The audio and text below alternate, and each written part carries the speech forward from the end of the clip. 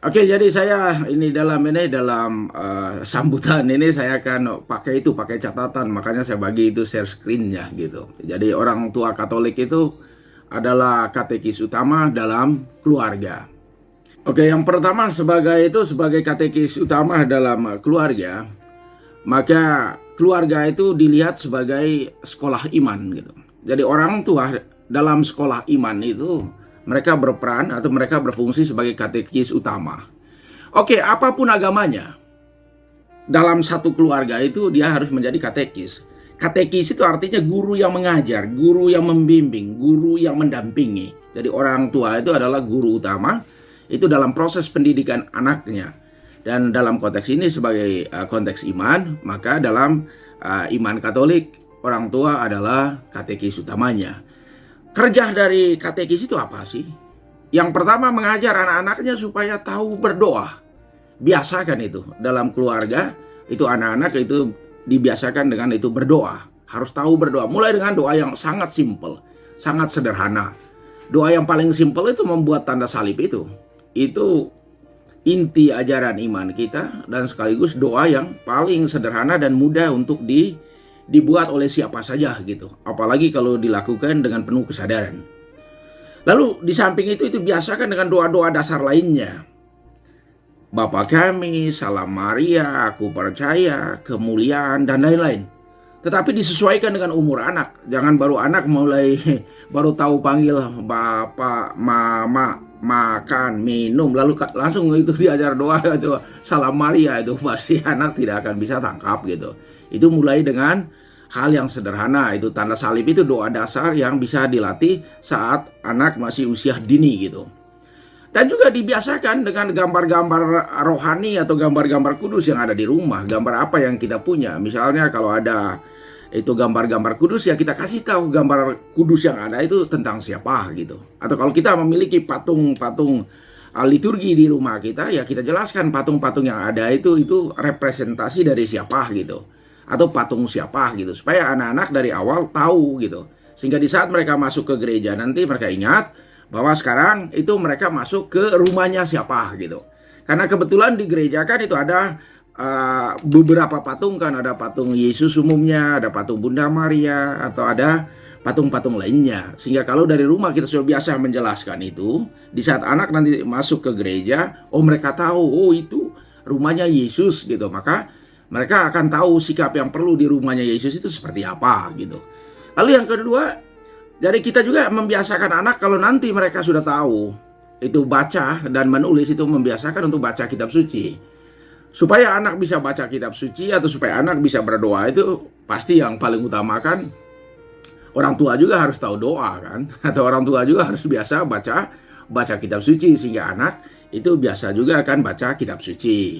Dan sekarang kan ada banyak model kitab suci yang diterbitkan gitu. Ada kitab suci khusus untuk anak-anak. Itu lengkap dengan gambarnya, itu lengkap dengan suaranya, sehingga lebih menarik untuk anak-anak gitu. Dan juga biasakan anak juga untuk menerima sakramen. Oke, semua ini terjadi kalau memang orang tua itu mempunyai kebiasaan itu gitu. Anak tidak punya kebiasaan doa kalau orang tua tidak punya kebiasaan doa. Demikian juga dengan membaca kitab suci atau menerima sakramen. Jadi sakramen itu kan ada 7, semua orang tua ya tahu tentang sakramen itu gitu. Jadi sakramen inisiasi, sakramen penyembuhan, dan sakramen itu persekutuan. Jadi semua tahu gitu. Lalu yang kedua, keluarga itu sebagai sekolah moral. Dan guru sekolah moral itu adalah sekali lagi orang tua. Tentang baik dan buruk, tentang benar dan salah, tentang boleh dan tidak, itu orang tua harus sanggup untuk menjelaskan itu kepada anak-anak sejak dari usia dini gitu. Maka dunia modern sekarang kan orang tua mengajar anaknya itu jauh lebih baik ketimbang di zaman-zaman dulu yang rada keras dan feodal gitu. Kalau dulu kan anak-anak salah kan itu langsung dibentak tuh, woi kau buat apa tuh, tidak boleh gitu. Kalau sekarang kan itu lebih baik dan lebih human gitu. Kalau anak buat salah itu tegurnya itu dengan sangat halus dan sangat bernuansa, mendidik gitu. Misalnya kalau anak buat salah kan pada anak, yang itu salah lo nak. Itu kalau dulu itu bentak gitu. Woi, itu salah gitu. Itu tidak boleh. Lalu anak kan terkejut, tidak tahu gitu. Akhirnya di saat anak melakukan sesuatu, nanti itu melakukan dengan penuh ketakutan karena tidak dijelaskan dengan baik gitu. Oke. Lalu yang berikutnya, keluarga adalah tempat untuk membiasakan segala sesuatu yang baik. Pertama, orang tua harus membiasakan itu tentang sopan santun. Itu dengan kata, sikap, dan tindakan gitu. Karena memang benar orang bilang itu buah jatuh selalu tidak jauh dari pohonnya. Kecuali pohon yang tumbuh di tebing gitu. Sehingga buahnya akan jatuh jauh kali. Tetapi inilah tugas utama dari orang tua, yakni membiasakan, membudayakan sopan santun dalam kehidupan setiap hari lewat kata, sikap, dan tindakan. Termasuk di dalamnya juga itu kan tentang bagaimana itu berpakaian, bagaimana bertutur kata, atau bagaimana itu memperlakukan satu sama lain. Yang kedua itu berbela rasa. Keluarga itu adalah sekolah untuk membiasakan anak-anak mempunyai rasa itu berbagi, berbela rasa dengan sesamanya. Itu berbagi dengan sesama itu pertama-tama orang langsung pikir itu berbagi materi. Tapi sebenarnya berbagi itu bukan cuma materi. Umumnya yang paling penting dalam kebersamaan itu berbagi perhatian, mendengarkan, menyayangi. Dan itu semua orang butuhkan. Karena tidak semua materi itu orang butuhkan. Setiap orang mempunyai kebutuhan akan materinya berbeda-beda gitu. Maka kalau keluarga membiasakan anak untuk memiliki semangat berbagi, pasti anak itu kemudian akan memiliki semangat yang sama di saat dia telah bertumbuh remaja, dewasa, dan menjadi orang tua gitu. Membiasakan itu. Lalu tentang menghargai dan menghormati. Itu dalam rumah tangga itu harus dibiasakan. Ini hal-hal simpel, tetapi tidak semua orang lakukan. Ini hal-hal sederhana, tetapi banyak orang lupa gitu. Lalu yang ketiga, membiasakan ke gereja. Untung sekarang itu masih masa pandemi, sehingga anak-anak, apalagi yang usianya masih baby, itu tidak boleh ke gereja gitu, karena masih situasinya tidak kondusif. Tetapi kalau nanti situasinya kembali normal, itu orang tua mesti membiasakan anak juga untuk hadir ke gereja gitu. Anak nangis di gereja itu biasa. Anak kecil ribut di gereja itu biasa. Yang tidak boleh ribut itu orang dewasa. Gitu. Sehingga anak-anak kalau bawa ke gereja itu hal yang pantas sekali gitu. Hanya itu kadang itu kita mempunyai perasaan yang rada sensitif. Dikala anak kita saja yang nangis, akhirnya kita malu sendiri gitu, karena itu orang yang duduk di kiri, di kanan, di depan atau di belakang itu pada tole atau pada lihat ke kita gitu. Maka itu hanya soal teknik bagaimana kita membiasakan anak sehingga anak nanti akan terbiasa di gereja gitu. Oke. Lalu biasakan mereka untuk itu hadir, dengan itu mereka tahu tentang misah gitu. Mereka biasa dengan atmosfer itu perayaan-perayaan Ekaristi atau perayaan-perayaan gerejani lainnya. Dan juga ajak anak untuk terlibat dalam kegiatan gerejani. Misalnya dari awal itu kita biasakan anak untuk terlibat di Bina Iman Anak gitu. Sesudah itu biasakan mereka untuk terbiasa di Bina Iman Remaja. Atau selanjutnya masuk itu orang muda Katolik. Itu dibiasakan. Orang tua harus membiasakan mereka, karena kalau mereka dibiasakan dengan kegiatan-kegiatan kebersamaan itu, mereka akan menjadi semakin baik gitu ke depannya untuk hidup berorganisasi. Lalu yang keempat, biasakan untuk senyum. Lalu sapa dan terima kasih, karena sekarang anak-anak itu susah senyum gitu.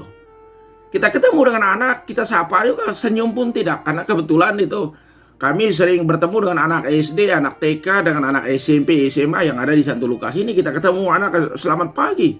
Senyum pun tidak gitu, apalagi sapa. Oke, jadi biasakan anak-anak kita untuk mereka itu tersenyum dikala mereka bertemu dengan kita gitu. Dan biasakan juga sapa, selamat pagi, selamat siang, selamat malam, selamat tidur, selamat makan, dan lain-lain gitu. Dan biasakan juga untuk ucapkan terima kasih, karena orang-orang sekarang itu mungkin makin sibuk sampai mereka lupa untuk membiasakan anaknya itu menyampaikan sapaan-sapaan yang biasa setiap hari itu. Selamat pagi, selamat siang, selamat malam, selamat makan, selamat minum, dan lain-lain. Dan ucapkan terima kasih kalau itu kita menerima sesuatu dari yang lain gitu, dari siapa saja gitu. Itu hal yang sangat penting dalam kehidupan itu bersama ke depannya. Lalu yang Berikutnya yakni biasakan untuk terlibat dalam urusan di rumah. Anak-anak dilatih untuk terlibat gitu.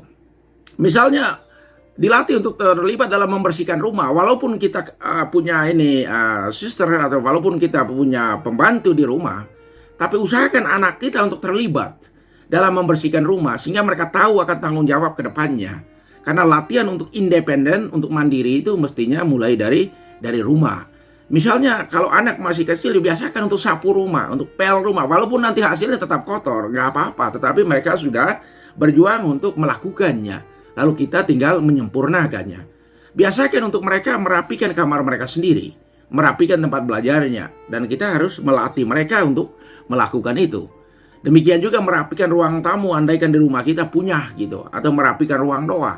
Anak-anak dibiasakan untuk bertanggung jawab dalam hidup bersama di tengah keluarga kita. Ini hal-hal yang simpel, hal-hal yang sederhana, tapi banyak orang melupakan hal-hal itu gitu. Mencuci piring, teristimewa piring yang dipakai sendiri, gelas atau sendok yang dipakai sendiri harus dicuci, harus dibersihkan. Walaupun kita ada pembantu, tetapi anak dibiasakan supaya dia tahu tentang itu karena untuk latihan kemandirian. Itu latihan dasar untuk mandiri ke depannya. Demikian juga tentang menyediakan piring di meja makan.